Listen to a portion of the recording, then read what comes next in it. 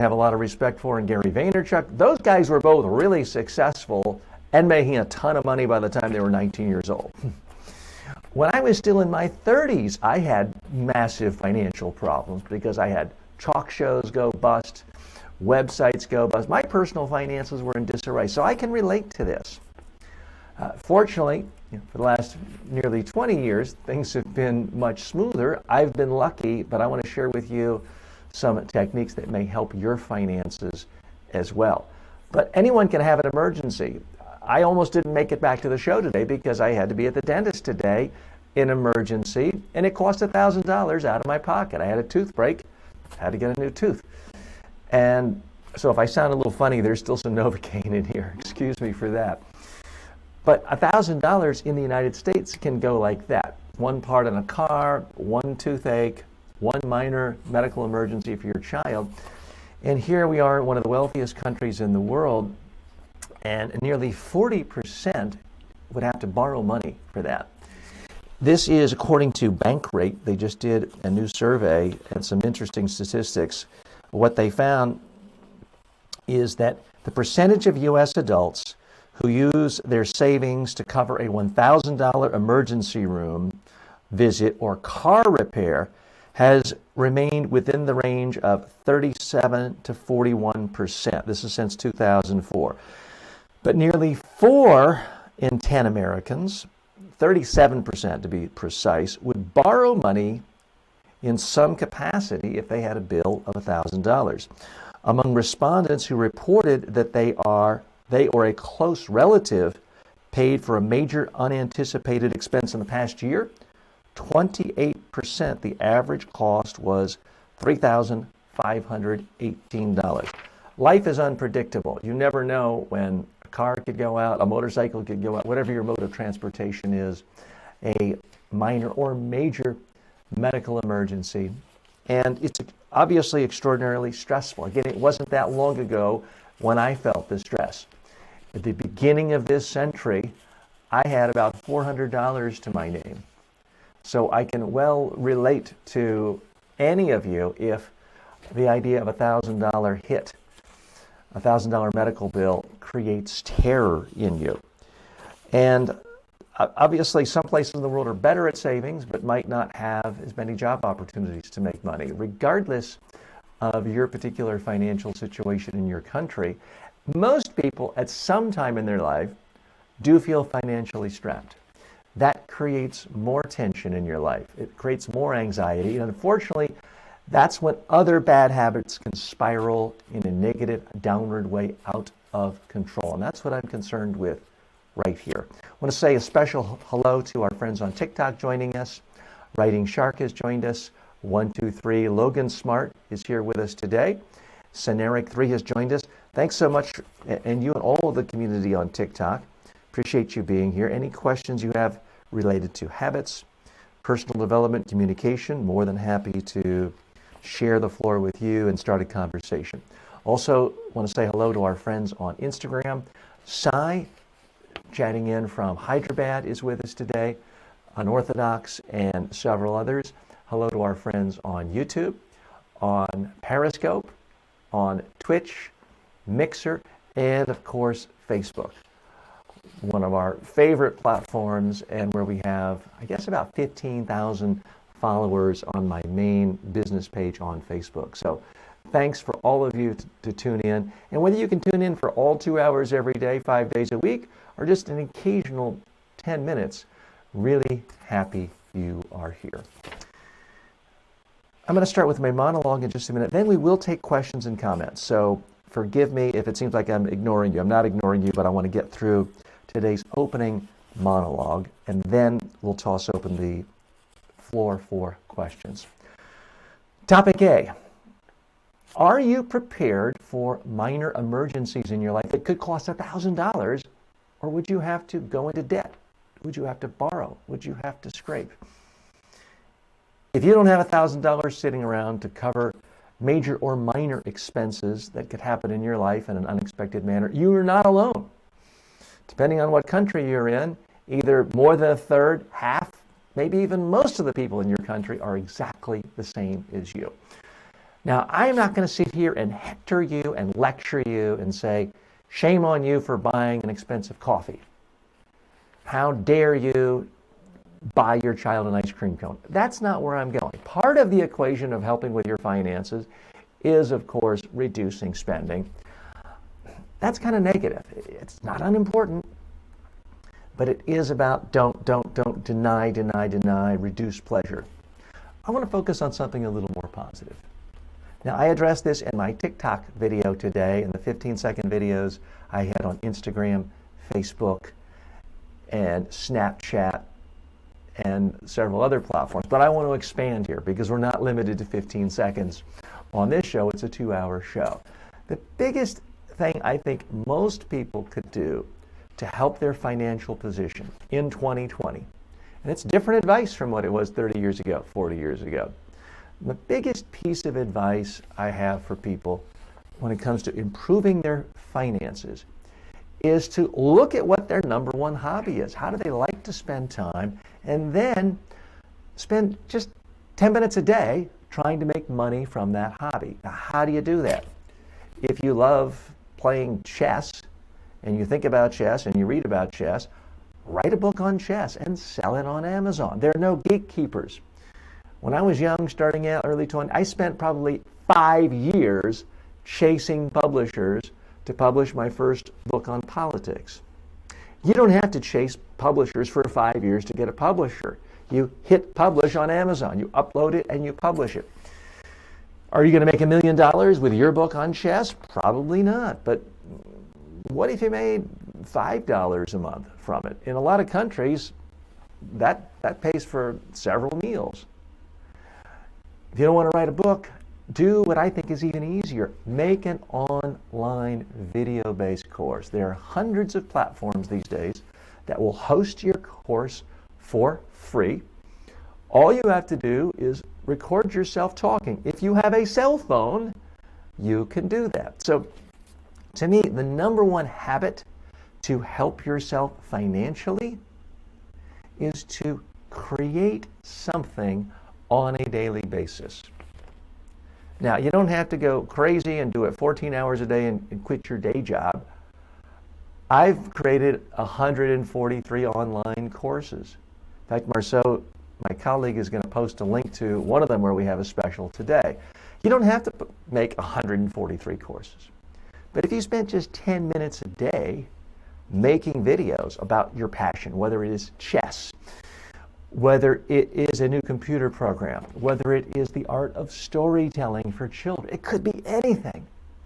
But if you write about it every day and create enough content for a book, if you make videos on it and post those courses on Udemy, Skillshare, GoSkills, there's hundreds of platforms, then at some point you will start making money. I guarantee it. I don't guarantee you're going to get rich. I don't guarantee you're going to make a ton of money and can live a life of leisure and work 2 hours a day with a laptop on yourself, on your chest, in a hammock on the beach. I'm not saying that. It's not get rich quick. But if you don't even have $1,000 to cover expenses, I do think it is very realistic for any one of you, I don't care what country you're in, to make an extra $1,000 in the next year through your own creations. If you just wrote 100 words a day, I mean, that's only a paragraph or two. You would have enough content, probably about 8 months, to publish a book. You could do it in 3 months. Books don't have to be long now that they're self-published, and they could be short books on Amazon Kindle. And you charge $2.99, $1.99, and you can make money. Create an online course. Sell it for $9, $10 quite often. Get a couple of bucks each one. It will add up. Here's the other thing about finances, and I found this personally. If you spend your time following a particular passion and reading about that passion and studying that passion and watching videos about that subject matter, that actually reduces your spending on other. You don't have as much time for soccer games and cricket games and baseball games, and you don't have quite as much time to go to the movies, although I still like to go to the movies. If you're focusing and diving deeper into your passion, you're spending less quite often. Now, you may spend some on books. I spend a lot of money every single week on more books on habits and personal development. But that's in part because I like to read paper books. If you're willing to read online, on an iPad, on a cell phone, there are more than 1 million books available for free on Google Books and other platforms online. So you don't have to spend a thing. Focus your energies creating something. Again, that's what's completely different about being a human being on planet Earth in 2020 that could not be said even 10 years ago, 50 years ago, 100 years ago. For the last 200,000 years of human-type animals on this planet, it couldn't be said. For most of human existence, you had to rely on the beneficence of a king or a dictator. You had to be a sharecropper. You had to hope for the whims of good weather to sell enough crops to keep from starving to death. You couldn't simply start a business. You couldn't create a product and sell it to the whole world. Today is different. Again, I'm not saying it's easy. I'm not saying it's get rich quick. But if your immediate task is, how do you get a $1,000 nest egg so that if you or your kid has to get a new tooth or a minor medical emergency, or you need a new muffler on your car, it doesn't throw you into a crisis. It doesn't depress you. Because if you're worried about how you can pay to get your car out of the shop, guess what else happens? Your sleep habits disintegrate. Your eating habits disintegrate. First of all, you're not going to be able to buy healthy food. You're probably going to buy or just eat old stuff in packages and things already in your house in the back of the cupboard that are not particularly healthy. And unfortunately, these days, the least expensive food, the McDonald's dollar hamburger stuff, is also the least healthy for you. So that's the real problem, and that's why I'm begging you, if you don't have a rainy day fund, don't simply wait for a miracle. Don't wait for a rich person to drive by and toss a bag of gold out the window and land on the corner at your feet. Don't play the lottery. I apologize if this sounds condescending, but I do agree with Oscar Wilde, I believe, who once said, the lottery is a tax on the ignorant. Yes, people win, but 99.999% of people lose all their money in the lottery. That's not the strategy for you building the $1,000 nest egg. And again, what's so different about today, what's exciting about today, is you don't have to appeal to a gatekeeper, that lucky break, that foreman at the plant to just give you that promotion.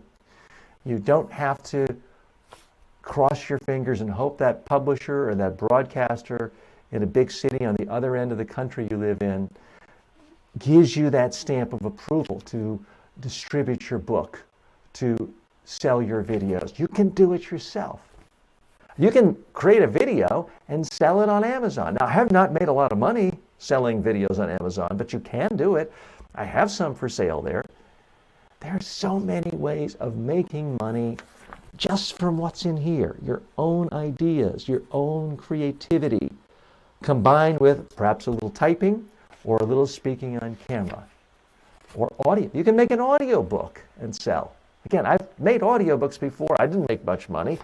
You might be more successful. So if you are not happy with your current financial state, I'm not asking you to spend every single evening, weekend, never have fun, never watch another soccer game or football game or baseball. I'm not asking you to give up everything. But I am asking you, carve out at least 10 minutes a day where you're creating something. You're working on a creation that you want to sell to the world. Now you may say, well, TJ, I want to keep my hobbies my hobbies. Okay, I can respect that. But guess what? If you can't afford your car to go to the baseball because your car's in the shop because you can't afford it, you're not going to be able to go to that next baseball game, whether to watch or to play. So you got to pick your poison. And if it's just 10 minutes a day and your hobby is spending 2 hours a day playing chess, for example, spend 10 minutes a day writing a book about chess masters or creating a video on beginners for chess. You may be intermediate. You may be so far away from a grandmaster it's not even funny. But if you've been playing chess for a couple of years, there's no reason why you couldn't create a course just for beginners. So that's my big suggestion for you. And I realize that it doesn't sound comforting if you don't have money. And sometimes it can be hopeless. And I've been there. And I've been there as an adult. But I'm telling you, no one is just going to come magically and wipe away your debt. Nobody's going to come give you all the money you need. You're probably not going to win the lottery. It's got to be up to you. And it's never been easier. I'm not saying it's easy, but it's never been easier to make money from your own creation. So I'm asking you, if you don't have $1,000, are you willing to spend 10 minutes a day? Because I'm willing to bet a year from now, you will have made at least $1,000 from your own creations. Give it a try. I'm TJ Walker. That is topic A on the program today. Are you willing? And again, I understand if you don't want to admit that you don't have $1,000. I didn't like telling people when I was really poor, times when I had a lot less than that. So I understand it. But if you don't mind sharing, let me know. Are you willing to try to make some creation so that a year from now, maybe 6 months from now, you do have an extra $1,000 in your pocket? Let me know. Post a comment, whether you're on Facebook, Instagram, TikTok. I'd love to hear from you. So let's say hello to our friends in social media. We have, looks like Kit Novak has joined us. Penguin in Box is with us. User 718. Shilos is with us. And it looks like Brunalarval, all on TikTok, one of my favorite platforms in the whole world. And a number of our friends are joining us on Instagram as well. And I want to say hello to Bob Carledge, S. Motijba, and Sai is with us. Alexander Jose is with us. So a lot of good friends joining us on Instagram today. And I think we had a comment.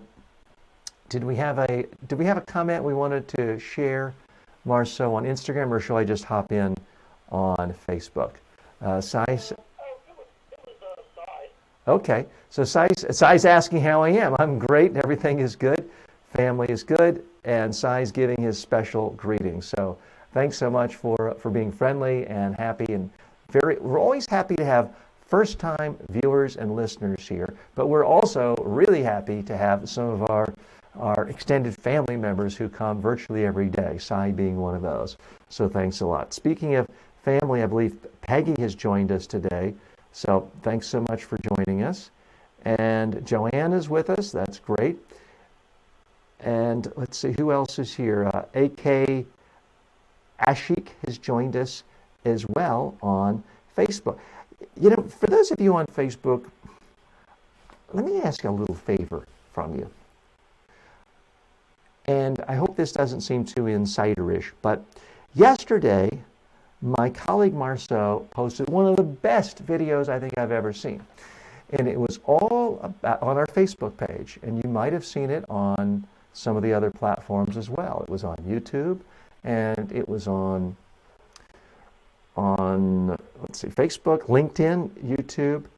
It was one of the best videos I think we've ever done about habits and personal development, and it was all about the subject of when should you allow your children to go on YouTube and social media? A subject that I see debated on the front pages of major newspapers around the world, a subject I've had debated at dinner parties I've attended.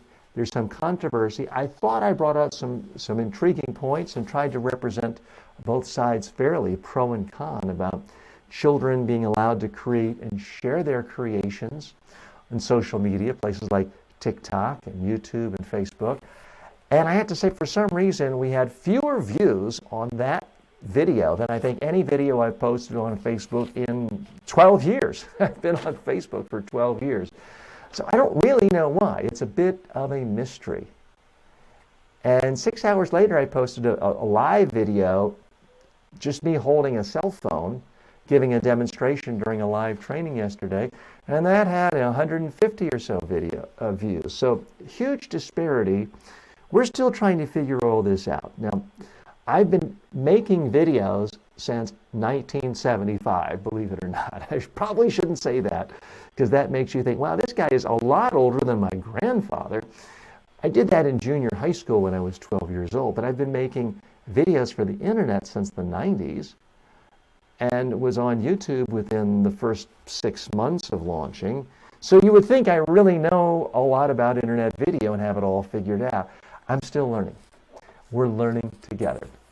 So this experiment, which we started just the beginning of January, really just less than 3 weeks ago, is an experiment in online live streaming video across a dozen platforms.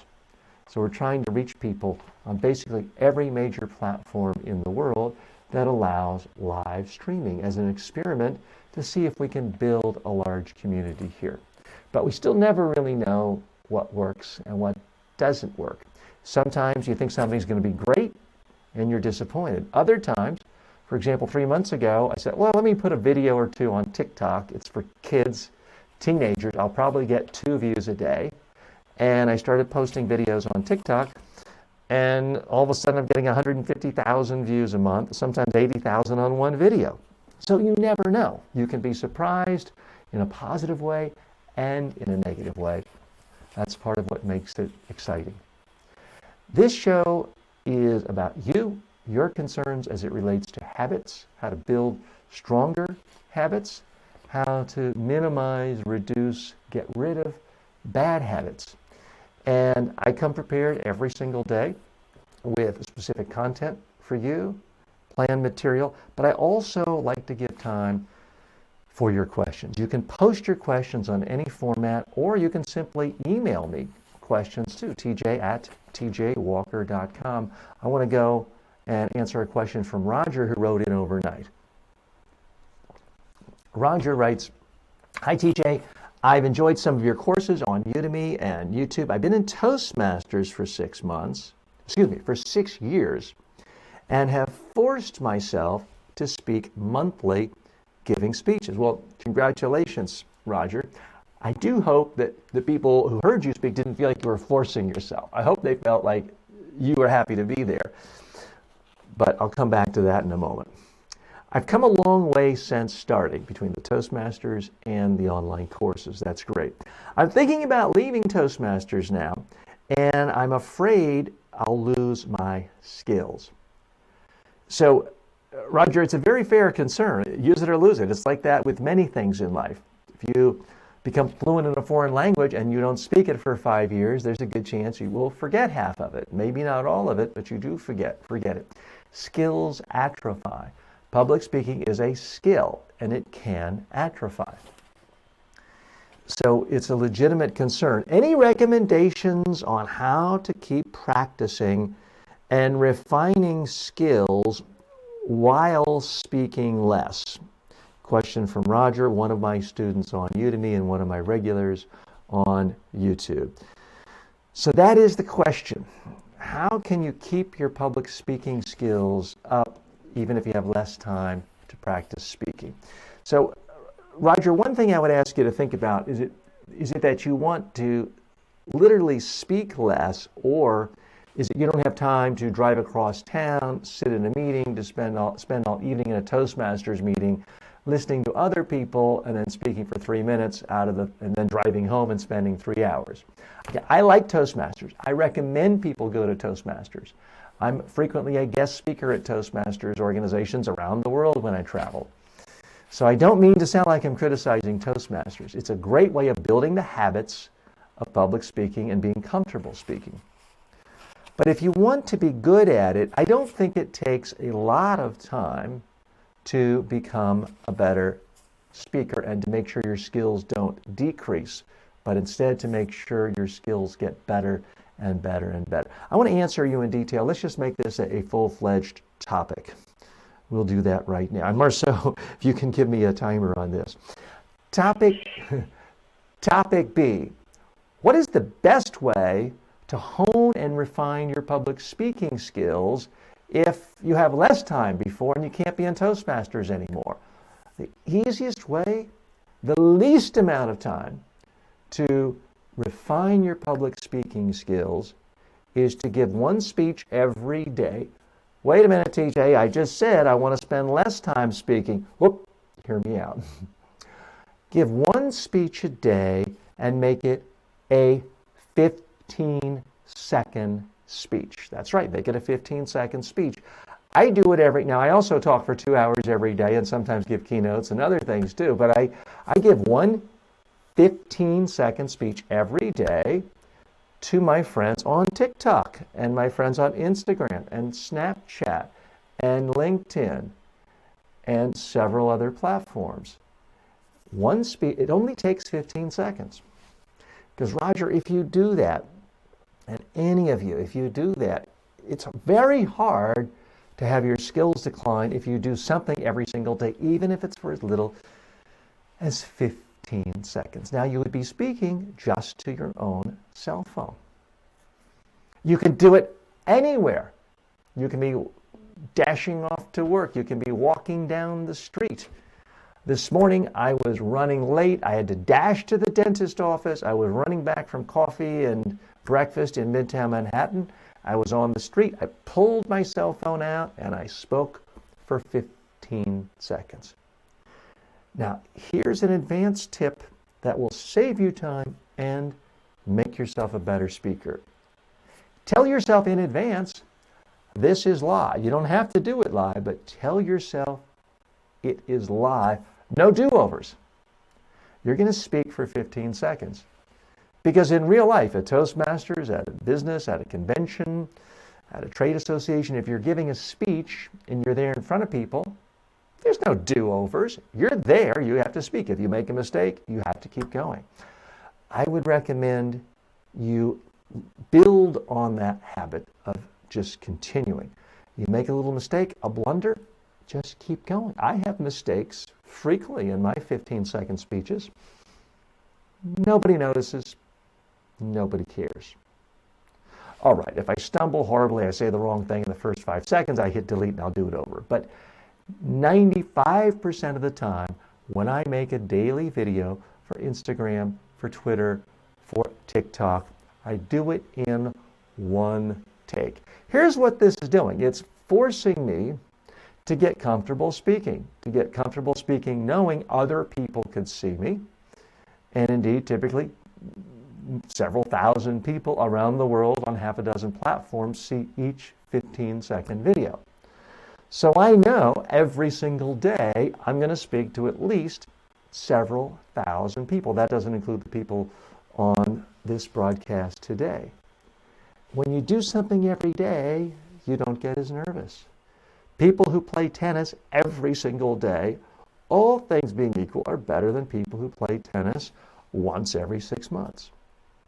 It's hard to be great at anything if you only do it once a year, once every 6 months. And unfortunately, for many business executives, political leaders, because they don't like speaking, they don't actively seek out speaking opportunities. So they're only doing it once every 6 months, once a year, and their skills atrophy. And that's what you don't want. I understand you're busy, you have responsibilities, family, commute, meetings you have to attend, but you have 15 seconds a day. I guarantee you, if it's important to you to keep your skills honed, to improve your public speaking skills, make sure they grow rather than shrink, do the 15-second solution. The other great challenge this is it forces you to think. It's actually easier to do a 1-minute video than it is a 15-second speech. 15 seconds, there's no room for fluff. And I don't mean to suggest you should edit it and write out a script and use a teleprompter. I want you to get into the habit of just speaking one idea 15 seconds. Am I saying everything has to be superficial and everything's simple? No. I obviously believe in going in depth. I'm here with you every single day for 2 hours. So I love the ability to go into detail, to go into depth. But if you're looking for the quickest, easiest, fastest way to keep your speaking skills improving constantly, do the 15-second solution. A simple 15-second video that you post on TikTok and all other social. You can even post it on YouTube as well. And you'll get more feedback from people responding to your speaking. You want to be a better cook? Cook. The best cooks in the world don't cook once or twice a year. They cook every day. Many of them cook every meal. If you want to be great at writing, you don't write once a year. Great writers, whether you love Stephen King, whether you loved Shakespeare, they wrote every single day. And Stephen King still does. Anything you do daily, you're likely to get better at. And it simply doesn't take that long. Now, if you want to take it up a notch, one suggestion I do have is go live. You see me, you hear me now. It may be on a video on demand, but this is live when I'm doing it. There are no do-overs. I'm not hitting delete and editing out things. This is live. I'm thinking and speaking to you at the same time. That is a great practice. When people are nervous, if 6 months go by and you haven't given a speech, if you stand up and you try to think, what happens is you're thinking, oh no, everybody's looking at me. What was I going to say? I forgot what I'm going to say. I should have memorized it. Where's my script? That's the normal human inclination. If you speak infrequently, if you speak often enough, you can think and talk at the very same time and feel in control and feel relaxed and feel as comfortable as when you're having a conversation with your best friend. So option 2 for how you can quickly, easily practice public speaking in the least amount of time, preferably once a day, but if nothing else, once a week. Hold your cell phone up and go live on some platform. Could be TikTok, could be Facebook, could be YouTube, but you can speak live on so many platforms. And you may only have one person watching. Okay, but save the video and people can watch it on demand. That is speaking, and it's a type of public speaking because people could be watching you all over the world. And doing that, in some ways could be easier than the 15-second video if you're worried about the time constraint. If you're going live, could be 15 seconds, although that's a bit short. Could be 2 minutes, could be 5 minutes. You could go for 2 hours the way I do every day. The point is, put something on your calendar. Could be noon on Wednesday every week. You're going to do a Facebook Live where you speak about either a hobby of yours or your area of expertise in your profession. Do one or the other. If you do that, you will improve your public speaking skills, even if you don't get booked to speak at the Kiwanis Club or any place else. Keep your skills improving. I'm TJ Walker. That was segment B for today. Thanks so much, Roger, for your questions. And please remember, I'm here for you to answer any questions about your habits as they relate to public speaking or other aspects of personal development, whether it's your health, finance. It's not that I'm the expert on everything, but I have given a lot of thought to how you can influence your own habits to help support your own aspirations and goals in life. I can't tell you your financial goals should be. I can't tell you that you should be a public speaker. Plenty of people really successful going through life don't want to be a public speaker at all. Fine. But if you do have a goal of being a thought leader and a speaker, I can give you a lot of specific tips on the habits you need to get there. Let's check in with some of our friends. I see that AK says, thanks, nice to hear from you. Mohammed is saying hello to me and Marceau. Peggy writes, I do TikTok every day. And Peggy, I saw you on TikTok and did a few of the hearts on there just today. I hope you saw that. And this is Peggy Malincon Bell. Peggy, go ahead and let people know what your TikTok handle is. We don't mind being self-promotional for our our viewers and our community here. Go ahead and post your TikTok handle so that our friends on TikTok can see you as well. And those on Facebook can find you on TikTok. So Peggy writes, the only thing I don't like is having to do hair and makeup for 15 seconds. Laugh out loud. All of my other videos are done on Tuesdays. So, Peggy, let me address this. You may find this amusing. You may find it, a little bit sad. I think my most popular video, and Marceau, I'm getting feedback from our live connection. If you can tap down on that a moment. I'm getting loud static coming from the landline. Now it's gone. Now it's gone. So, Peggy, here's one thing I've noticed about 15-second videos on whether it's TikTok, people viewing it on Instagram, Snapchat, Facebook, or Twitter. Nobody cares. Now, if you care, that's enough. No, everybody likes to look their best, but here's what I noticed on my own TikTok videos. The one video, I think it is either the most or second most views I ever had, 40,000 or so. I had just gotten up, was having a cup of coffee. I think I was playing with my daughter. An idea popped in my head. It was early on. I had only been doing TikTok for a couple of weeks.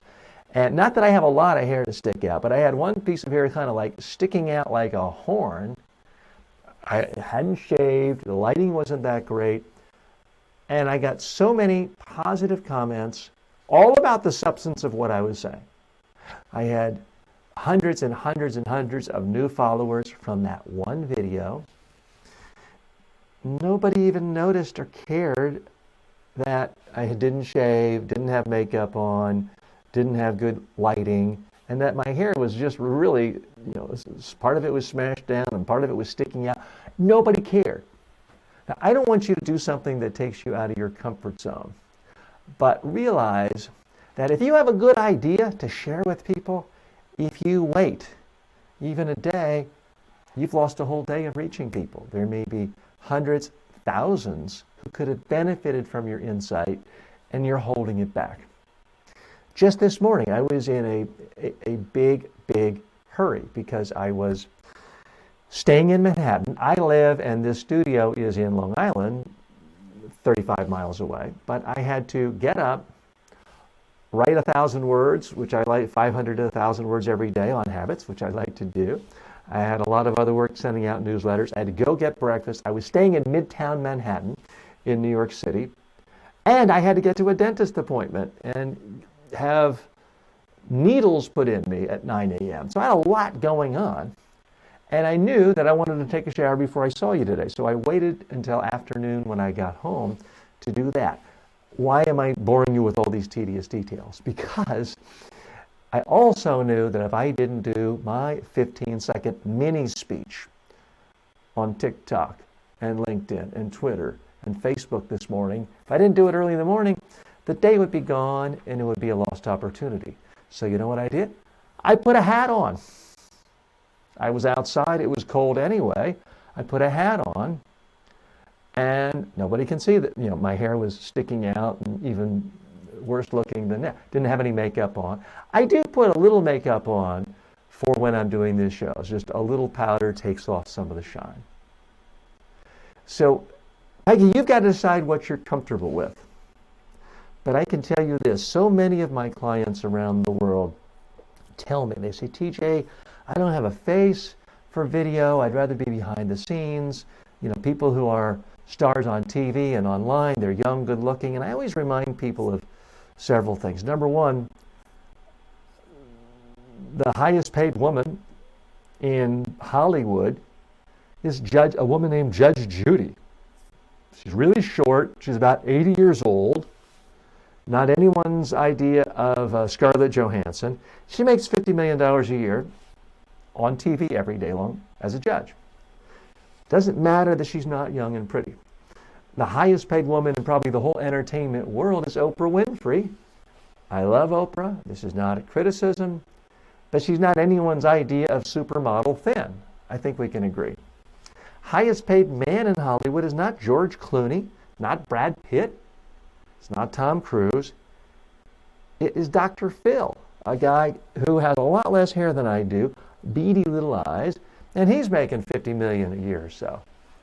So my big challenge to you, Peggy, and everyone is don't hold back on your great ideas because you think you don't look young enough or pretty enough or have the perfect hairstyle or the perfect makeup. Just do it. Just get your ideas out. And if you really, really don't want to do video, you can blog, you can do text, you could do audio files, but there's nothing as powerful as video. And also there's a lot less competition because for every person doing video about some important idea, there's probably 1,000 blog posts on the subject. So that's one reason why I do like video and prefer video, even though I love to write and I love to read text. That's the power of video. So Peggy, I'm begging you, if you don't want to do a video every day, that's okay. But don't tell yourself that you can't do a video without proper hair and makeup because audiences just don't care. They just don't. I'll tell you where they do care. And I will tell you my theory of where looks really matter. If you want to be an actor or actress and be a Hollywood movie star and star in romantic comedies that are in 2,000 theaters on Friday nights visited by teenagers, well, yes, then being really, really beautiful is essential. Or it's really hard to be a successful movie star if you want to star in romantic comedies and be in the multiplex on Friday night for teenagers. But for anyone else who's talking about serious subjects, soft skills, hard skills, science, math, technology, anything about helping people, life, personal development, nobody cares. They don't care about your accent. Deepak Chopra is 1,000 times more successful than I am. He sold 10 quadrillion books. He has a strong Indian accent. He's not tall and movie star looks. Doesn't matter. His fans love him. The Dalai Lama doesn't exactly have the best head of hair, but people love reading his books. They love hearing him speak. So don't worry about the appearance. Peggy, always great to hear from you. Thanks for sharing. Let's check in with some of our other friends and family and online. I see that. So, Peggy, let's do a shout out to Peggy's TikTok name. So for our friends on other platforms, they can see that. Peggy's TikTok name is the same as here. Peggy Melancon Bell, and it's spelled out. You can see it on Facebook. And Peggy, if you haven't done so already, why don't you just check in on TikTok, because we do have a number of our friends with us on TikTok today. Helen is there, and hi Helen. Mark Stacy is with us. Gavin is back with us. Gavin, always great to see you, as well as Santiago's is with us too. So thanks to all of our TikTok friends for joining us today. Alexander has joined us. Good to hear from you, Alexander, a great trainer and expert in his own right, one of our friends from Udemy and other platforms. And Alexander, let us know your latest of what you're working on right now. Let's give you a quick plug. Part of being a successful creator in every era throughout history, but especially right now, is not just the habit of creating, but it's the habit of telling people about your creations. And I apologize if this seems overly promotional or self-promotional. You could do it in your own style. But the most successful artists in almost any era, there are exceptions. Van Gogh was not a great self-promoter and he only sold one painting. But so many great artists who really left an imprint on society and culture were great promoters. Gore Vidal, great writer, also great going on talk shows, promoting his writing. Norman Mailer, great writer, also great going on talk shows, promoting his writing. So let's all not be bashful about being in the habit of promoting our creations. And this is an environment where we want to facilitate that. Okay, I think I was on Facebook a moment ago, Marceau. If you could pull that page back, I think I would just wanted to make sure I didn't miss anyone's comment. Mohammed says, why you selected TikTok for live sessions? Usually it's about entertainment. So you're right, Mohammed. Certain platforms have certain things they're known for. TikTok is known for entertaining videos for 12-year-olds. And I could have said, well, that's the stereotype. It's not for me. Let me shut myself down. Let me just not waste time there. You have to make judgments. You have to have a strategy. A strategy in anything is figuring out what not to do. But the reason I decided to go live on TikTok is I'm already going live. If you're already going to go live and it's just one more button to push and you could reach an audience, why not? Why not do it? Don't let other people's stereotypes scare you away. Again, TikTok, in theory, should be the absolute worst platform for me. It's for young, good-looking, talented, creative, funny people. I'm old, maybe not that good-looking, as some would say, and not doing any entertainment. I'm not singing, I'm not dancing, I'm not doing funny bits. And yet, we have a huge audience, maybe not in every 2-minute increment, but we have hundreds and hundreds and hundreds of people watching on TikTok every week on this show, on the live stream, not to mention about 50,000 views of my videos on TikTok every single week. So I'm really happy to be on TikTok. I'm a big fan of put your ideas out to the world. Not everybody has to love you. I don't have to be number one on YouTube or Facebook to make that a worthwhile platform. I'm just happy to speak where I can. You look at any great TV talk show host who's syndicated on stations. They might not be number one in every market. Sometimes they might, even Oprah in her heyday was sometimes on lesser stations, not the best time zones, but she wanted to be everywhere in broadcast TV. I want to be everywhere on the internet. I think I have a good message, helpful messages. I'm trying to help as many people as possible, reach as many people as possible. So if I can easily and inexpensively or no expensively share my message on other platforms, I do so. So that's why this program, The Habit Influencer, is on about 12 different live streaming platforms every single day. If you know of any we've missed, please let me know. I'd love to hear from you. I'm TJ Walker. This is hour one of The Habit Influencer. We are live on Thursday, January 23rd, 2020. It is a relatively cold winter's day here in New York City, but bright, sunny, and beautiful. There's still a nice snow on the ground, on the grounds outside of my house here in Long Island. I hope it's nice and warm inside wherever you are. It's warm inside my heart knowing that you're here and we have so many great people, audience members, community members right here. And I think I just lost my folks on TikTok. Excuse me, I have to do one technical thing. We are still learning the technology of all the live streams. So even though most of you see me looking at you right now through one feed of a main broadcast camera, our TikTok friends are consuming this through my cell phone. And I forgot to plug it in. So right now I need to plug in my cell phone so that we don't just unceremoniously cut off from all of our friends on TikTok. So that's what we're doing. Yes, and I see that it sent everyone a message saying the host is away. I didn't go anywhere, but I did forget my due diligence of plugging in my cell phone. Part of the issue of just running in at the last minute, as I mentioned, I just came from the dentist, so didn't get to set up everything perfectly technically today.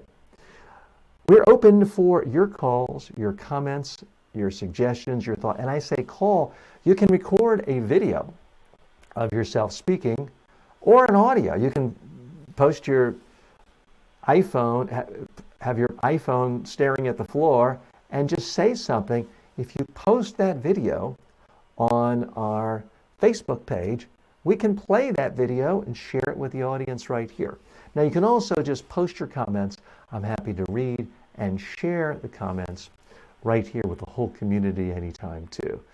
So we are open. There's an exchange of all ideas right here on the program. So I do want to thank you and let you know that this is a program that is specifically about habits, how to build good habits in your life, how to reduce, minimize, ideally eliminate bad habits in your life, and how to ultimately shape your life the way you want it to be, how to take control over your life. The traditional definition of habit is something you do unconsciously. You're not thinking about it. So part of the problem with any discussion about habits is once you start talking about habits, you've turned it into an intellectual exercise and you're actively thinking about it, to actively think about stuff that you don't actively think about when you're doing. So that's part of why it's so difficult to improve habits, to change bad habits. It's because we do these things unthinkingly and out of just rote process of doing the same thing again and again and again. I want to give a quick preview to some of our hot topics coming up in hour 2 today. I've got some planned segments plus some concepts in some top news stories coming up as well. But one thing I want to go into much deeper insight on is how you can in fact control your habits. That's a broader theme for the whole show that we talk about every day. But I want to go even deeper into the concepts of motivation and willpower. Those are subjects that are talked about, and there's sort of a pendulum that goes back and forth among habit experts as to how important willpower and motivation are. I do agree with a lot of people who feel that motivation and willpower are overrated, that you have to spend a lot more time really creating systems so that you don't have to rely on your willpower. So that is something we will be talking about in detail in one of our central topics for hour 2. I'll also be doing an extended monologue on goals. You've heard all your life, you must have goals, the importance of goals. You'll never be successful without goals. I'm not saying goals aren't important, but I want to take a slightly different approach in the analysis of goals. We'll be doing that in hour 2, because I do feel that goals are a big problem for a lot of people. The fixation on goals leads people astray. It leads them away from where their real focus should be, which is on their daily habits that would help them reach their goals. So often people talk of goals and it's really just, I have a goal of being worth $100 million. Oh, really? Really, TJ, you want to be worth $100 million? What are you doing today to make any extra money? Nothing. That's not a goal. When people tell me they have a goal of making $100 million, but they're not telling me about specific actions they take today to make more money, that tells me it's not really a goal. It's just a kind of a flimsy, fuzzy, ethereal wish. Now, we all have wishes, but I do think it's critically important to understand the difference between a wish, a hope, an aspiration, and a true goal that you're working on daily in a systematic way. All that and more in hour 2, plus your comments, your questions, your thoughts, your disagreements. I see Penguin has joined us. Thanks for joining. And Peggy, we hope, Peggy did join us as well. And your name is slightly different on TikTok. There it's Peggy M. Bell. That's our same Peggy as on Facebook. So happy to cross-pollinate. By the way, if you ever wanted to do me a little bitty favor, go ahead and follow me on every single social media platform. It helps us reach even more people who might not ever be on the first platform you're on. So the main platforms we're on: Facebook, YouTube, TikTok, Instagram, Snapchat, LinkedIn. Marceau can post more. I'll ask him to do that at the top of the hour. But Even if you don't like to use Facebook, if you simply like our Facebook page, it makes it easier for us to be seen by other people on Facebook who've maybe never heard of the Habit Influencer or heard of this show, but might be looking for good information on personal development. So if you could take just a moment for that during the break. At the top of the hour, and what we do every single day, is we take just a 3-minute break. It allows us to check on a few technical things. We won't bombard you with tons of ads, although we do have to pay a few bills from time to time.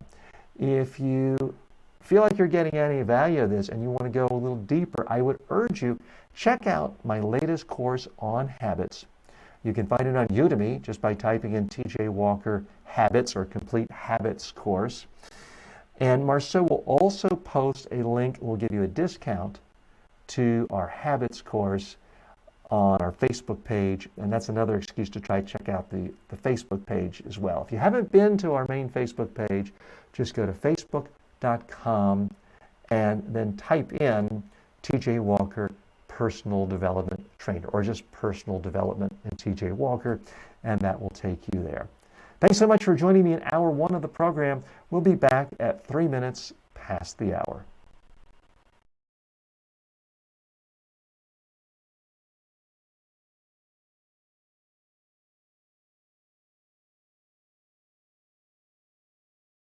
This is a Chicken Meat production.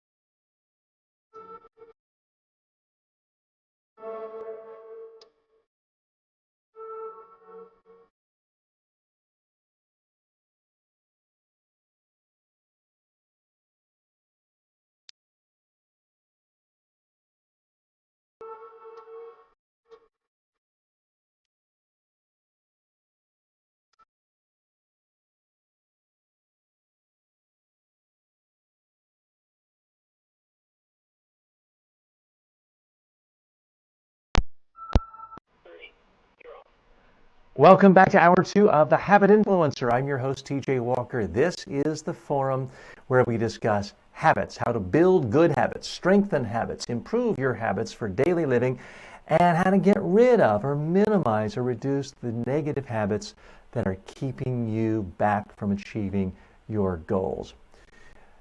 We're open to you, your comments, your suggestions, your thoughts. I weigh in on some top stories of the day. Plus, I bring you the latest news and commentary that relate to habits.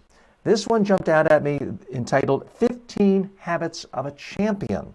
This is written by Dana Cavallet. That's the former strength and conditioning director for the New York Yankees. For those of you in other countries, that's a baseball team. Here in the United States, very well known, famous, based here in New York, and widely loved and hated by people throughout the United States. But this is an article in a website called realleaders.com. I am not as into sports as a lot of people are, men and women around the world.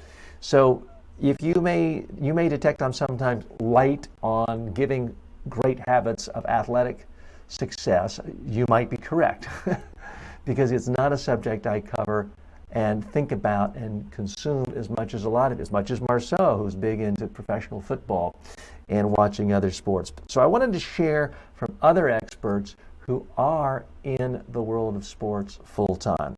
So these are 15 habits of a champion, according to this strength and conditioning director for a major athletic team here in the United States.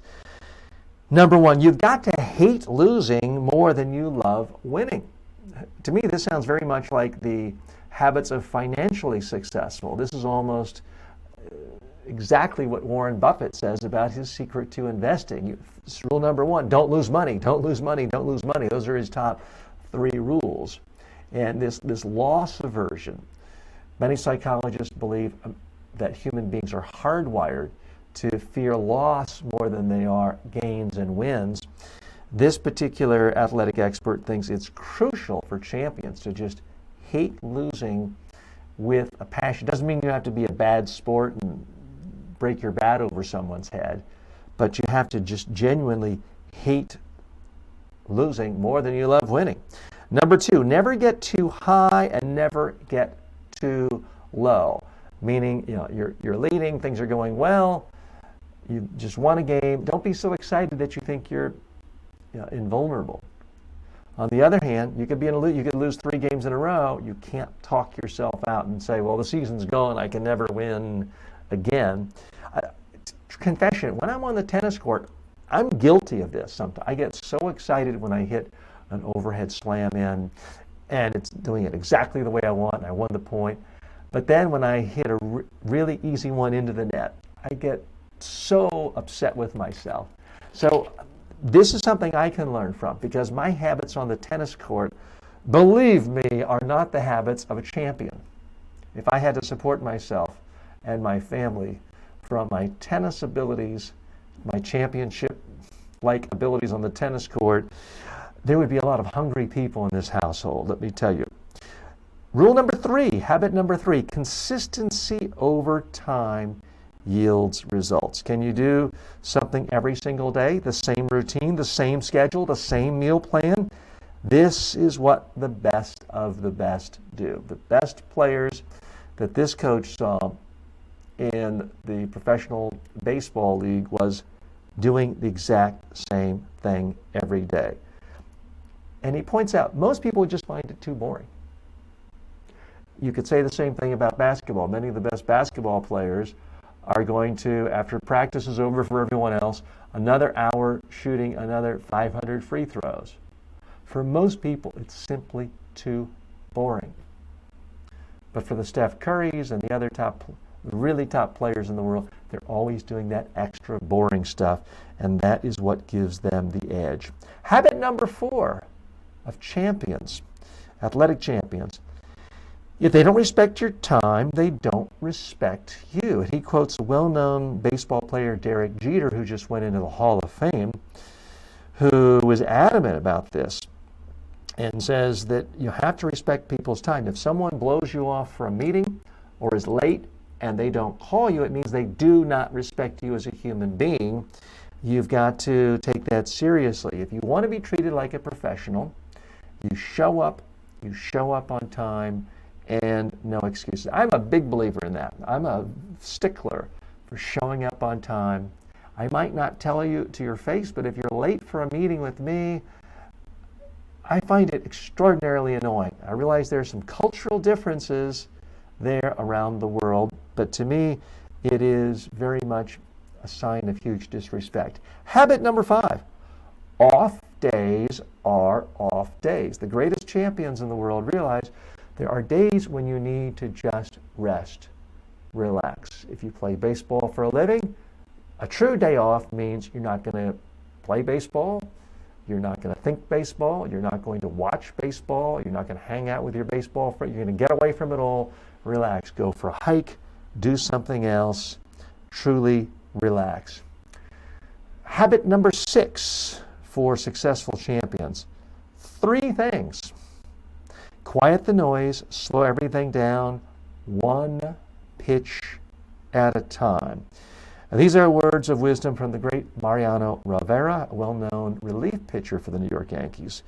This is what he said he had to think about in the big moments. This is really a restatement of mindfulness. Great athletes can tune out the noise, the hubbub, the excitement, the drama, the yelling, and realize, I'm going to focus on just this pitch, or just this serve, or just this shot right now. They can truly be in the moment and mindful of what's going on.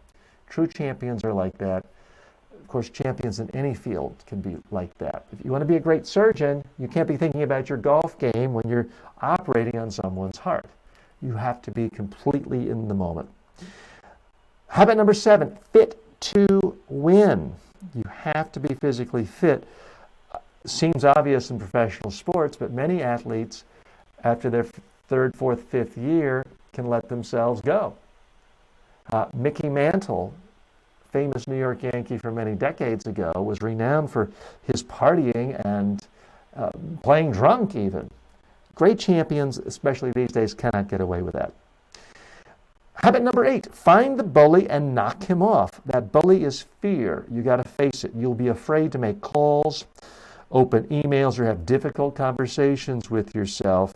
It's exactly the same way in sports. If someone's a bully out on the court or the field, you have to deal with them. Habit number 9 for champions, you're never overdressed in a suit. He quotes the manager of the New York Yankees saying, perception is reality. Wear a suit. Dress up slightly for meetings and will let people know you are there for business. Now, this can change based on the industry. If you're in the high-tech world, you're meeting a software executive, wearing a suit can make you look like a naive rube. But for most people in most situations, a lot of business situations, wear the suit that shows you're serious. If you're a baseball player, you got to wear your baseball uniform. Shows you are serious. Habit number 10, failing to plan equals planning to fail. Yeah. And that's a well-known ancient Greek rhetorical device where you use one set of words and then bring them around to the other order, and it has a nice rhetorical ring to it, but it of course makes a lot of sense. You have to have a plan. All great athletes don't just say, oh, I'm going to win the World Series this year. They have a plan for every day of practice. They have a plan for every game. Everything is planning, planning, planning. Habit number 11, you've got to have moxie. Life is tough. Business is tough. You could easily get knocked around. Certainly in professional athletic world, you can be knocked around, beat up, concussions. You have to be able to come back. Habit number 12, people first. This particular athletic coach worked with a very famous, well-known coach, Joe Torre, who put people first. And he was known for always talking to every player about their concerns, their needs, talking to them as human beings, not just yelling at players to work hard. Habit number 13, pace yourself. If you're going to eat, you must digest. You've got to give the proper amount of time for everything. And if you got a big game you can't be skipping meals. You have to prepare yourself. There's a number of great tips here. I'll provide a link to this if you want it, and just post in the comment section if you want to see this article. But a lot of great tips there on what it takes to be a champion in sports, and obviously the lesson is applicable to other aspects of life too. Habits of champions. Let's check in with some of our friends. I see that Danielle Bell Photography has joined us. And photography is something that people are fascinated with on TikTok. I was just speaking to a friend of mine last night at dinner saying, why don't you post videos or pictures of your great photography and videos explaining it? If you're looking for topics for a good niche on TikTok, YouTube, elsewhere, people love photography. So Danielle Bell, we'll try to send some folks over to your TikTok page after the show so they can check that out. Merrick has joined us as well, plus Amare533 on TikTok. And let's check in a moment with who we have on Facebook. And I see Roger has joined us. Fantastic ideas on how to speak in less. And Roger, I meant to send you an email today telling you I would answer this, and I was going to forward the show to you later today, because I believe that was your question. Let me know with a thumbs up or thumbs down if that was in fact your question. I'll check my email here. So, and I didn't mention the last name in case you wanted to be anonymous. But we do try to protect people's anonymity. But if you write me a question, yeah, it is Roger Matthews, same one. So, Roger, I hope you see we're full service around here. Roger is one of my students, and one of the problems that I have heard from people for many years about online training is it just feels so impersonal. You're watching a video or you're reading some text from someone, you're not connected to other students, you're not connected to the teacher. And maybe you can write an email, who knows if they even look at it, maybe it's some assistant in another country looking at it. It can be distancing. So a part of what this show is about is I have hundreds and hundreds of thousands of students from about 197 countries all over the world in my online courses. So this is a show for anyone who wants to learn more about personal development and habits. But this show has sort of two hats on one head. And the second hat is these are the live office hours for the teacher. If you are one of my students in any of my 143 online courses, on any of the 50 platforms where my courses appear, you can use this online show as a way of asking the teacher a question about your homework, about the assignments, about the subject matter, which is exactly what Roger did. Because here's the thing, people think video is a lot harder. Roger, I answered your question, I hope in details you found helpful and useful, and I think I talked for about 9 minutes. And there's simply and that would be about 1,000 words or so. There's no way I can write a 1,000-word response to every one of my students who writes a question. I just wouldn't have time. But I personally can speak faster than I write. So there's an efficiency there. I hope that it also comes across as a little more personal, a little more authentic. And since we're talking about habits related to speaking, I could demonstrate that. So Roger, I hope you were able to see that. And again, I apologize for not notifying you, but I had to dash right in from the car, basically with food hanging out of my mouth to start at the beginning of the show. So I didn't have time to alert you or send any emails. So I'm glad that you watched it and caught it. So Roger, if you're still with us, did that answer your question? Do you feel like you have more tools now to practice your speaking skills, even though you're not a part of Toastmasters anymore? Did I say anything that was confusing or didn't make sense? And my big question is, are you willing to do either a 15-second or a 1-minute or a 2-minute video daily or weekly now to keep your speaking skills honed and improved? We would love to hear from you. So Roger writes, Roger, if you are still with us, and I see a thumbs up, and I don't know if that's what Marceau did or that's you. But Roger, okay, that was from us. So Roger, if you're still with us, I would love to hear your response to that, and let me know if that was helpful or not. I'm TJ Walker. This is hour 2 of The Habit Influencer. This is the program, the only program to my knowledge in the entire internet and the entire world that is daily, that allows people, you and me, to talk about habits. There's certainly thousands of great books on habits. There are some podcasts about habits. There are great speakers who give speeches about habits. If you go to YouTube, you will find some excellent pre-produced lengthy videos on habits. All wonderful. I urge you to try all of those. I try all of those. But what I couldn't find, and I personally wanted, was a place where people could gather on a daily basis to share ideas, to ask questions, to talk, to learn from each other about how to build better habits. So that is the purpose of this show. That's why we're here. That's what we talk about.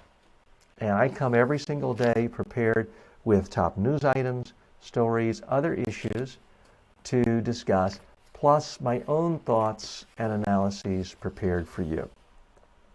So let's hop right into our next topic. This will be topic C for the show today. The problem with goals. Everybody has goals. You're told to have goals in school. Your parents, your teachers tell you that. The motivational speakers tell you you must have goals, you must have goals. But let's be honest, there's a real problem with most people's goals. They're kind of written in fairy dust. They're ephemeral. They're disconnected from any kind of reality. Oh, I want to lose 40 pounds in the next month before pool season opens. I want to be a professional basketball player. I want to be a star rapper, even though I've never written a piece of music or learned an instrument. Many things that people call goals are just general, vague, fuzzy wishes, and they're little more than people saying, I want something for nothing. I want to be rich and famous, and yet I don't really want to have to work hard or do anything to warrant or justify being rich and famous.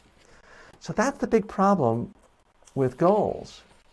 So I want us to dig a little deeper and figure out what's really going on here. How can we, in fact, make our goals meaningful? There has to be a stronger linkage between the goals we have and the actual activities, the things we have to do to support the goals. I well remember at age 18 being a freshman in college, and it seemed like every other student I met said, I have a goal of becoming a doctor. I want to be a surgeon. I want to be a doctor. I want to be a heart surgeon. I heard that from half the students I went to school with at Duke University. Here's the problem. An awful lot of them did not have the goal of studying organic chemistry every day and mastering the concepts of organic chemistry and learning chemistry and actually learning how chemicals in the body interact. That wasn't really their goal. Their goal was, I want to say I'm a doctor because then my parents will be pleased and proud of me. Other people will think I'm cool. People will think I'm rich, or I will be rich. I'll have respect in the community. That was the goal. Guess what? Those are all absolutely horrific reasons for wanting to be a doctor. If you don't genuinely love science, if you don't really want to know how the body is put together, you have no business being a doctor. So that's the real problem, is the goal of being a doctor was completely untethered to the habit of wanting to study chemistry really hard and having a passion for chemistry and biology, as opposed to liking prestige and a title and money. And that's what I see as a problem for so many people. similar to so many people's weight loss goals. You know people, I know people, whether it's January 1st, I'm going to lose 35 pounds by pool season or beach season. And they'll have the goal. They may tell people they have the goal. They may post on Facebook, "They're all right, everybody, hold me accountable. I'm going to lose 35 pounds. There's nothing wrong inherently with having that as a goal, but it is 100% completely, absolutely meaningless if you don't tie it down to highly specific habits that you start today, not a month from now or a month before beach season starts, but right now. It's meaningless to say you have the goal of losing 35 pounds unless you tie it to a habit. Now, the number one way to lose 35 pounds or any amount of excess weight is to completely change what and how you eat, your diet, starting today. And when I say the word diet, I don't mean you have to go Atkins or paleo or milkshake or Weight Watchers. In fact, I beg you not to do any of those things, but we'll leave that for another day. The easiest way to lose 35 pounds, and it's not easy, is to start eating all of your meals and snacks as very healthy food. Real vegetables, unprocessed food, things that don't come in packages and bags and boxes, but actually go into the produce section of your grocery store. Those are real habits. Avoiding all processed sugars and processed foods in general. That is a specific habit that you can do today if your goal is to lose 35 pounds. If you do those things, you will lose weight. Now, you might not lose 35 pounds in 4 months. But if you lost 8 pounds in 4 months, that would be a lot better than staying the same or gaining weight. So I believe in a case such as weight loss, your goal should be to change your habits, not a set 35 pounds. You may need to lose 35 pounds, but the focus should be on changing the daily habits.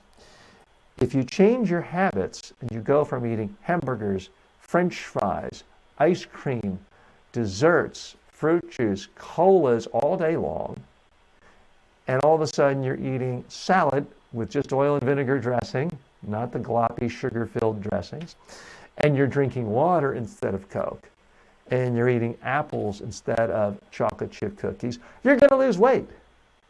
You don't have to be a PhD in biochemistry to figure that out, or have a PhD in nutrition.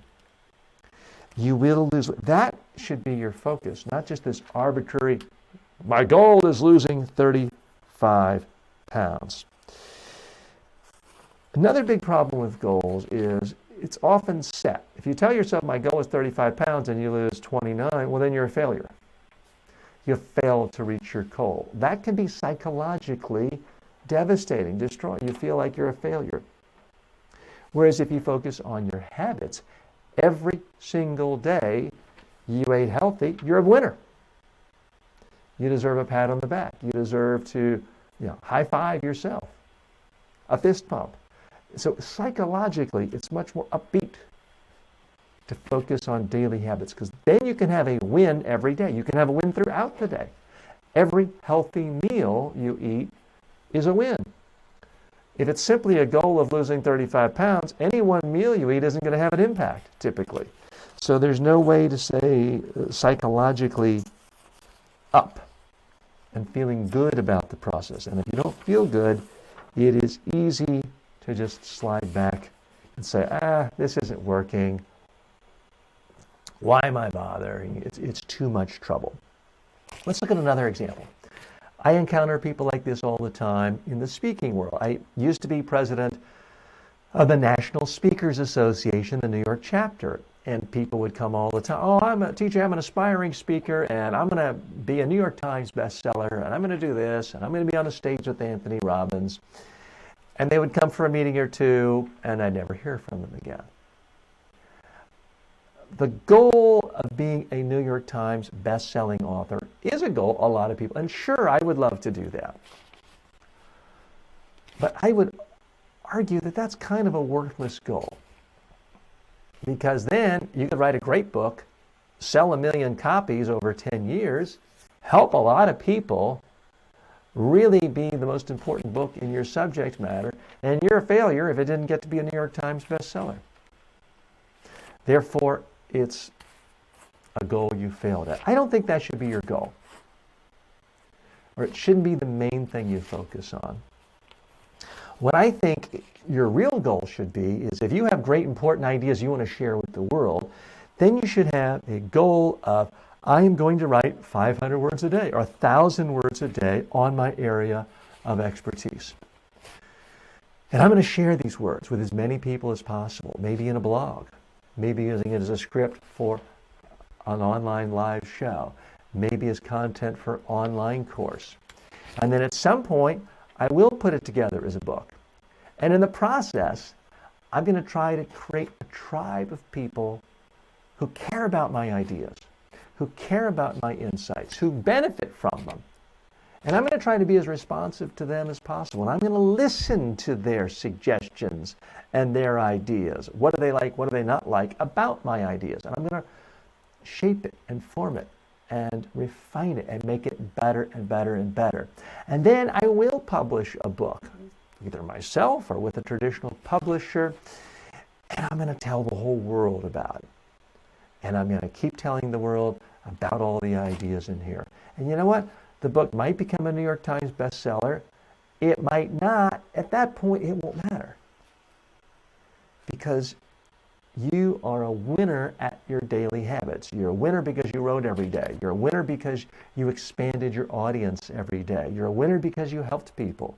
You're a winner because you put your ideas out there. And you're a winner because a lot of people, if you do it this way, actually read your book and you had an impact. So that's what I think is so much more helpful to people than just saying, I have a goal of being a New York Times bestseller. And yes, I realize that Mark Victor Hansen and Jack Canfield did say they had a goal of being a New York Times bestseller when they did their first Chicken Soup of the Soul book. I understand that.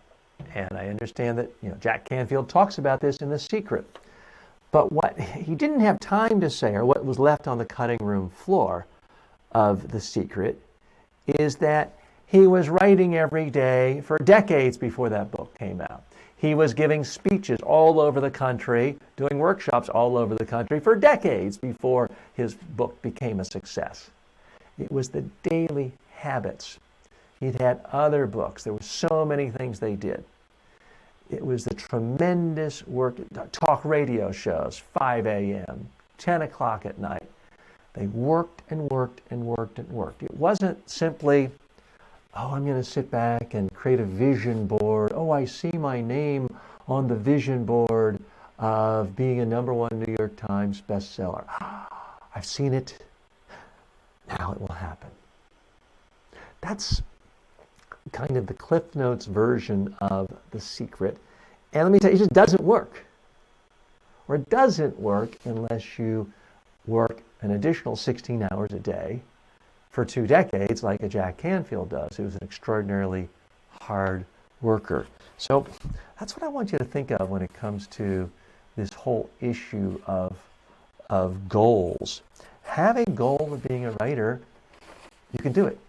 You cannot control whether you succeed the goal of being a New York Times bestseller. There's so many things in play. What other books came out that week? The season, the news cycle. There's a lot of things you cannot control. You can control whether you are going to write every single day. You are completely in control over that. And I don't care if you have 12 kids and a full-time job. You can write. Tolstoy famously had about 12 children. He wrote War and Peace. So you can't use other excuses. You can use an excuse for not finding a publisher in the old days. Nowadays, you can publish yourself. You can use an excuse of, Harry Potter came out. I didn't get to be a bestseller. No, nothing sold that week. My book was launched. But you have no excuses when it comes to you simply deciding, I am going to write today and every day, because that is the habit that I care about. Here's the big problem I see for so many of us, myself included. When it comes to goals, as human beings, we lie to ourselves. We just don't really tell the truth. We say our goal is one thing, but we really have no interest in doing the actions on a daily basis, forming the habits it would take to reach that goal. And this is where I think successful people are a little different. It's not that they don't have big goals, but their goals are realistic enough that they figure out what habits do I have to do in order to reach this goal. And once they've analyzed what the habits are, if they realize they're not willing to pay the price, then it's no longer a goal. It needs to be somewhat realistic. So for example, a lot of people tell themselves, oh, I want to run a marathon.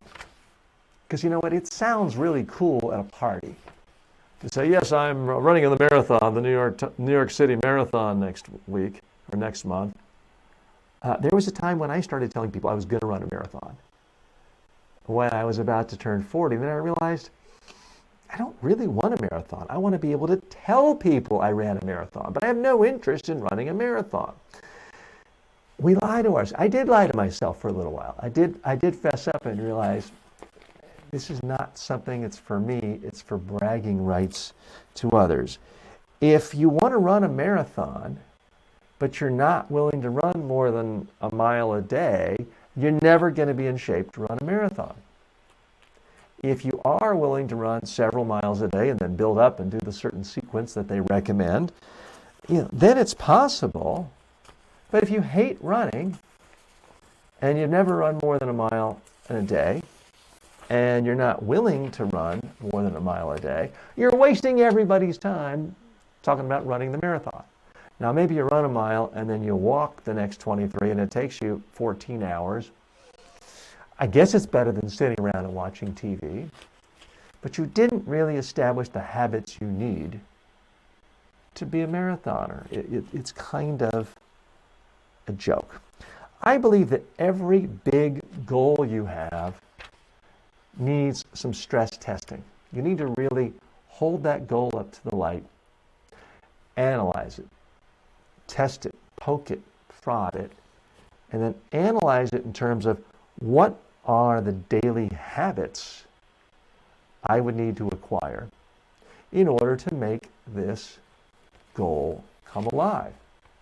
And if you're truly honest with yourself, you realize it's not what you want. I realized I did not want to have to do practice runs of 13 miles to really get ready for that marathon. I don't like running.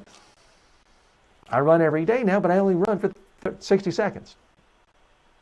And I'm perfectly okay going to my grave, I hope in 100 years, not having ever run a marathon. You've got to be honest with yourself. Really figure out what's important. Because there's lots of things we'd like to have. We'd all like to have all kinds of things. We might like to be a billionaire. I might like to have six-pack abs. Even though I'm at basically my proper weight now, I don't have a six-pack ab. Believe me, I'm not going to take my shirt off for you. But all things being equal, I would love to have six-pack abs.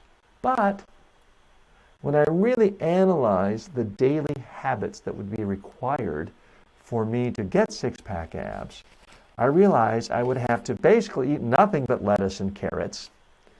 I would have to probably reduce my calorie intake by 50%, and I would probably have to spend 2 hours a day in the gym.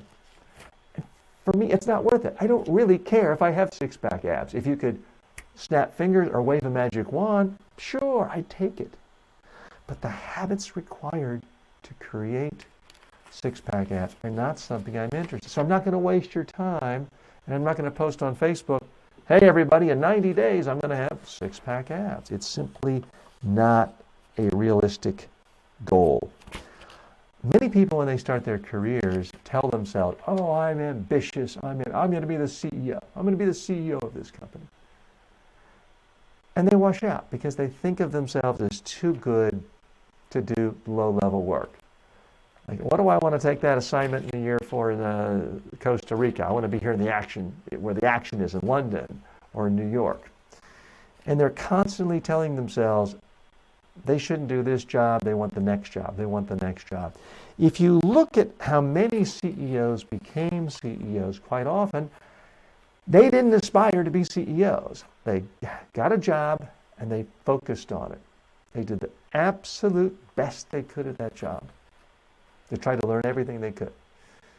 If their company said, you've got to go to Ecuador for 6 months, they just went. They dove in, they learned as much as they could, they helped as many people as they could, they did whatever they could for their organization, whether it was a private sector business, whether it's a government, a United Nations entity, they just focused on that job. People saw that. They got promoted. They went to the next job. They did the same thing and they worked their way up. It's often those people who end up the CEOs. They didn't necessarily have it as a goal, but their daily habits were so strong. Their work ethic was so strong. The habits of always learning more, the habits of helping every customer, client, colleague, boss, and junior level person, the habits were so strong, it just propelled them further and further and further along in their career until eventually they became the CEO. This is why I think it's I'm not saying you can't have habits or goals, but sometimes they can be counterproductive. If they take you away from habits, then they're not helping you. I've heard no lesser a success story than Oprah Winfrey say, famously, that she doesn't have goals. I think what she really means by that is what I'm talking about. She focuses on doing a great show today. She focuses on great habits, doing one thing today to make people feel a little better, to make this show better, to make this network better.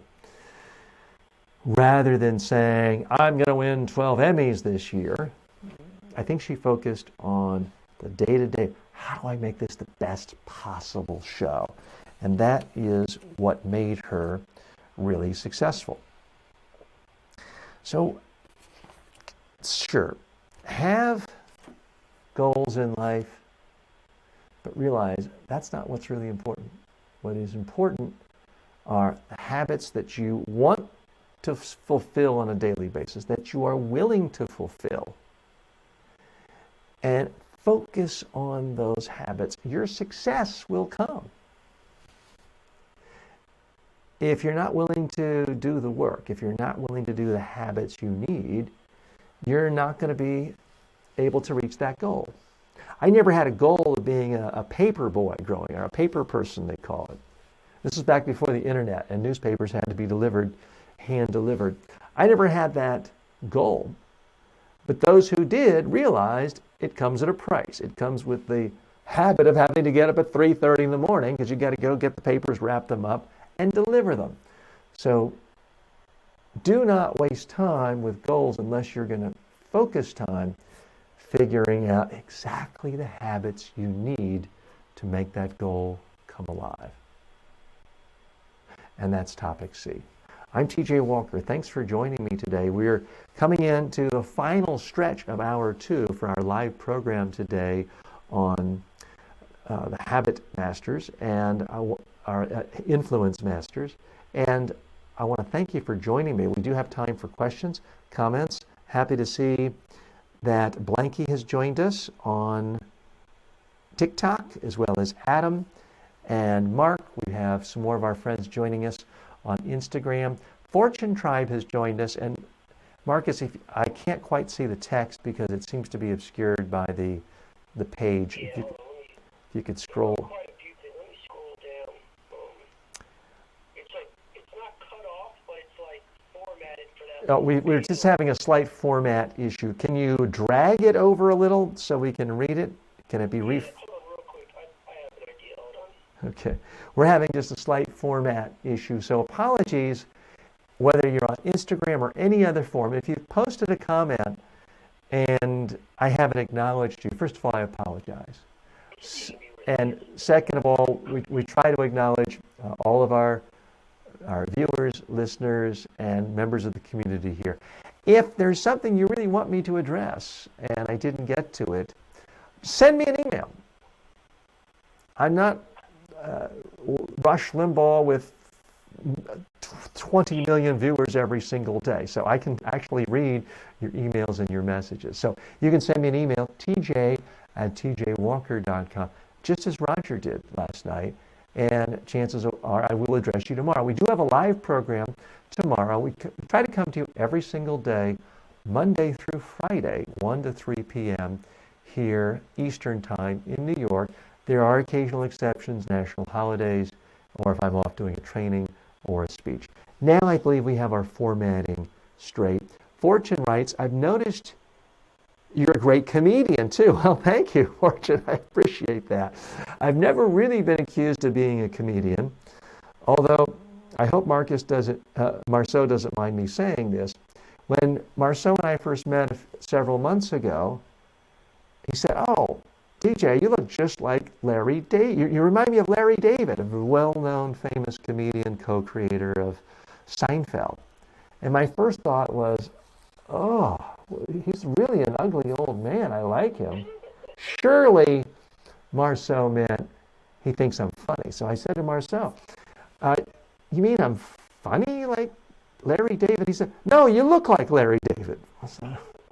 Very humbling. But at least I know that he's not kissing up to me. He gives me advice. He calls it like he sees it. So Marceau, thank you for that. And Fortune, thank you for your comments. I see Sabir has joined us as well. And nice joke on vision board. I don't even know what I said about vision board. But Fortune, I'm glad you like that. Can we scroll? Did I see all the comments? Do we scroll up or do we scroll down on this? Did I miss anything? Okay.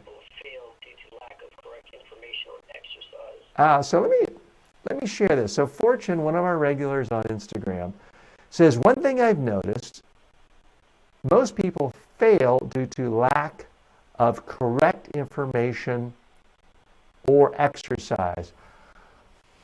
I'm not sure I really believe that. And Fortune, I'll explain in just a moment. Respectfully.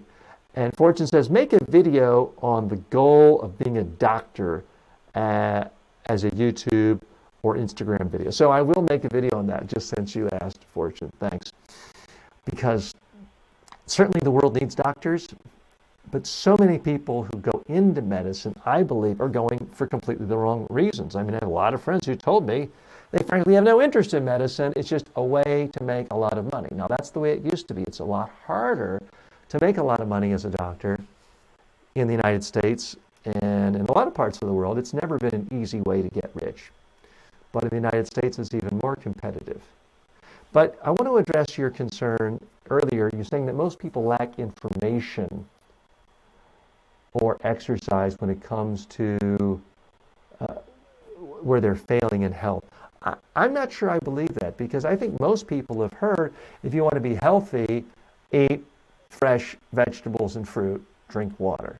And yet, what do most people consume? They like to eat processed hamburgers on white processed bread that's got sugar in the bread, French fries that are fried with tons and tons of salt and tons of fat.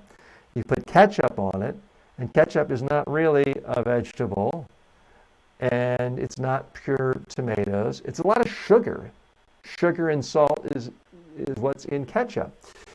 I think people do get the information. It's just not connecting. And that's part of the big challenge of anyone in the whole habit space, is more information simply doesn't create changed behavior.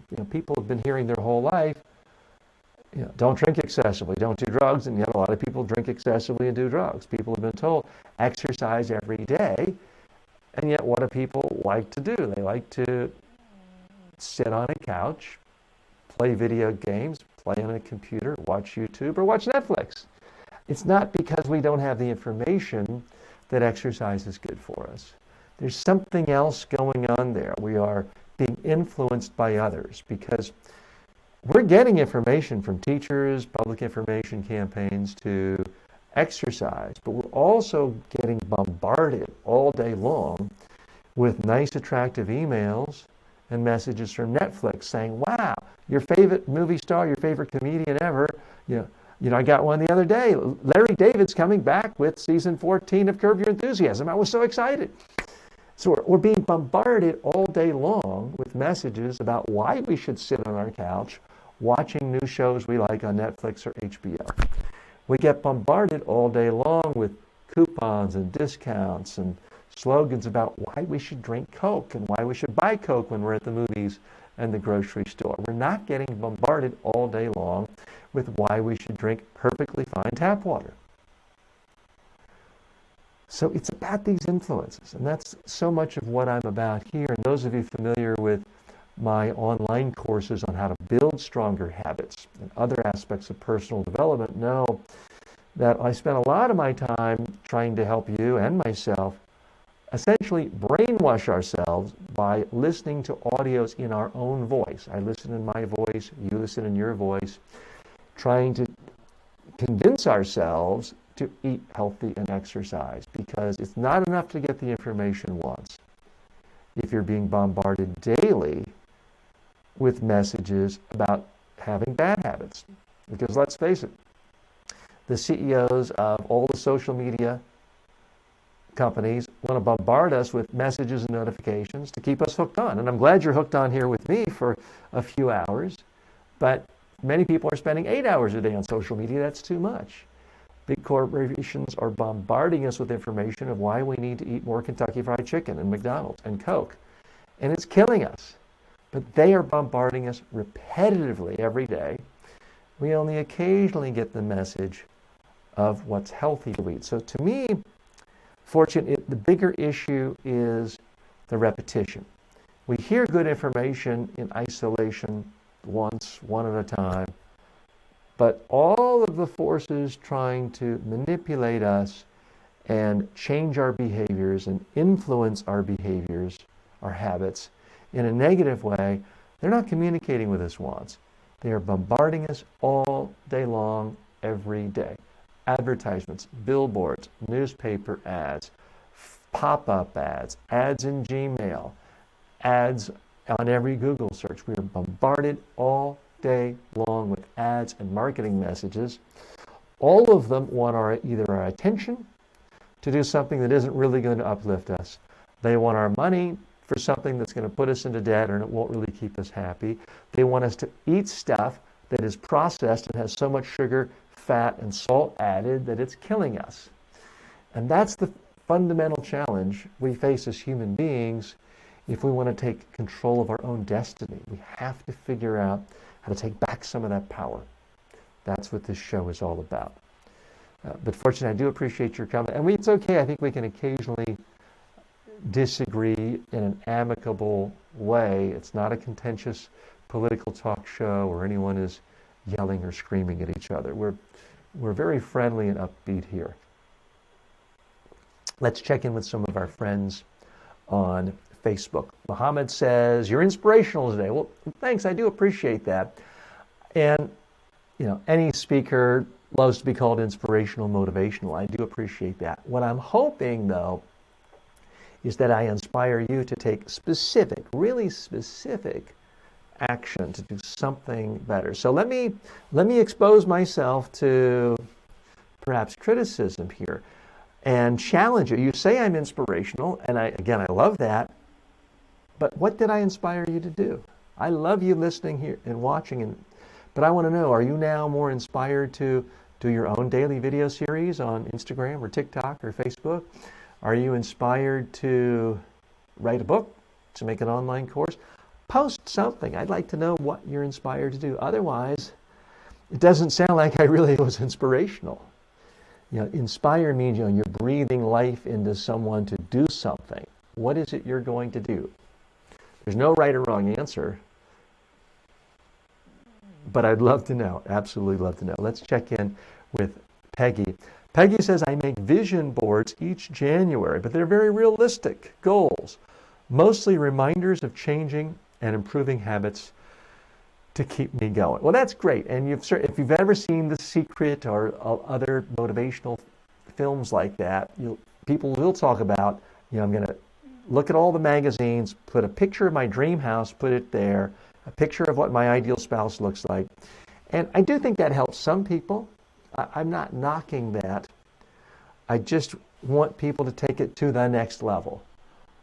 It does no good to have a dream house if you don't have a specific plan to make a lot of money, unless it's a modest, small dream house. And there's nothing wrong. You can have a one-room dream house. Everyone's dream is different. But the idea that just visualizing the house, it will come, no, sir. No, ma'am. It's going to take a lot of work through strong daily habits, often different habits than what got you to your current home. If you want things dramatically different, then your habits have to change too. Mohammed writes, let me share a funny story from Pakistan. A few months back, the tomato prices hiked abnormally because of a shortage due to seasonality. Do you know the ketchup prices didn't increase? And then a lot of people came to know that ketchups are actually not made of organic tomatoes. Well, I don't know why anyone would think they're made of organic tomatoes. I mean, there are some tomatoes in ketchup. I don't think it's all just red food coloring, but you have to look at the label. You know what I think is 1,000 times better than ketchup? Salsa. It's so much healthier. Salsa is one of the healthiest food products you could ever consume. It's tasty, it's got variety, and on a hamburger, a hot dog, if you're going to eat that, I find quite satisfying. Sai writes, I am lucky to be in this great show. Well, Sai, thank you. You are an important part of this show, and I'm glad you think it's great. Mohammed says, yep, for online videos, daily shows, and writing books. Okay, so I did inspire you. When are you going to do your next book? And what's the topic? And do you have a timeline? It doesn't have to be tomorrow, but what is the timeline for when you're hoping to publish a book or publish a course? My goal and there I'm using the word goals, so it's not a curse word, but it's a goal backed up with daily habits. My goal for 2020 is that I have one new course come out, new online course come out, at least one new course every single month. Now, to back that up, I have carved out roughly 9 a.m. to 11:30 a.m. every single day to build the course, to create the course, to shoot videos for the course, and to promote the course. So January, I had the new course out on PowerPoint, the complete PowerPoint course, which Marceau posted on the various sites for you, the discount link, and it's a great course. I'd urge you to get that right away. I've got a whole series of courses, online courses coming out this year, so there should be 11 more courses coming out this year. So those are my plans for 2020 as far as creation. 2021, if all goes well with this show and all the other online outreach I have, I hope to publish my first book in about 10 years. I've published half a dozen or more books over the years, but what I'm focusing on now is frankly building a community of people who really want my insights on habits and personal development, so that by 2021, early 2021, I can publish a book on that, which will sort of incorporate the best principles of the stuff we're talking about on this show every single day. And do we have another comment from Sai that I missed? Marceau, were there any other comments on Instagram? Yeah, it was just like everybody talking amongst themselves. Okay, and Mohammed says, oh, we'll share my timeline tomorrow. Okay, and Mohammed, as I mentioned to others, this is a show where it's perfectly fine to self-promote. Now, we're not going to be putting up, I don't want people putting ads up every 2 seconds and spam on my social media pages. But what I happen to believe is a keystone habit that for all human beings in 2020 is the habit of creating something to help other people. It could be a piece of artwork. It could be a software. It could be a book. It could be an online course. And then sharing it with them. You can't share it with people unless you tell them about it. So to me, it's completely consistent with all the principles of this show, with the core of what this show is about, to put a spotlight on any of our members' creations. So keep that in mind. You got a new book coming out. You got a radio show, a podcast. Let me know about it. And if you want me to review it or talk about it on the show, if you think it's related to habits in personal development, we can do a segment on it. You could be a guest on the show. So please keep that in mind. I do spend a tremendous amount of time every single day reading new books on habits and personal development, surveying the top podcasts on this issue, going through dozens of new stories every single day that come out, so you don't have to. So I'm trying to look at everything really coming out in the entire world that relates to information, insight, tools, tips, tricks, tactics, and strategies related to helping people build stronger habits. And then sharing with you, distilling this for you so you don't have to spend 20 hours a day doing it. This is my job. You have other jobs to do. So this is my job as a part of creating personal development online courses, conducting in-person personal development workshops, and hosting this show for you. So that's what I'm all about. I'm TJ Walker. I really appreciate you spending time with me today, and I hope you can come back. We're here every single day, Monday through Friday, 1 to 3 p.m. Eastern Time. This is The Habit Influencer. If you could do me one favor, tell one friend about this show and invite them to watch with you tomorrow. We'd love to build the audience, build the community here. So please invite just one friend to the Habit Influencer program tomorrow. Thanks a lot. See you tomorrow.